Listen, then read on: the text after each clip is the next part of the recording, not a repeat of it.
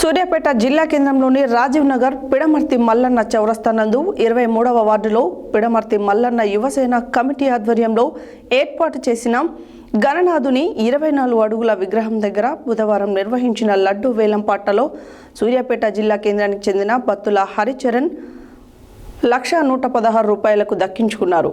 గణపతి నవరాత్రి ఉత్సవాలు అత్యంత భక్తి శ్రద్ధలతో ఘనంగా నిర్వహించినట్లు వారు తెలిపారు. ఈ సందర్భంగా వారు మాట్లాడారు.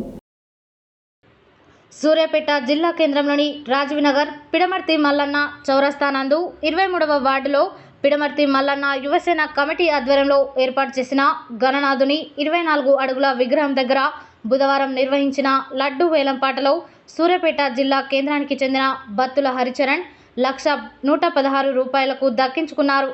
గణపతి నవరాత్రి ఉత్సవాలు అత్యంత భక్తి శ్రద్ధలతో ఘనంగా నిర్వహించినట్లు వారు తెలిపారు.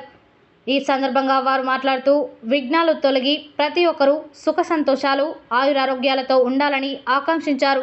ఈ కార్యక్రమంలో పిడమర్తి యువసేన నవరాత్రి ఉత్సవ కమిటీ సభ్యులు పిడమర్తి ప్రసాద్, పిడమర్తి మధు, పిడమర్తి వెంకటేష్, పిడమర్తి మహేష్, పిడమర్తి భరత్, బాచి, మహేందర్, సంపత్, జమిని శ్రీకాంత్, చింటూ, వేల్పుల ప్రసాద్, ఒగ్గు నర్సి, రావుల జానీ, పాల్వాయి కృష్ణ, పాల్వాయి శివ, సచిన్ తదితరులు పాల్గొన్నారు.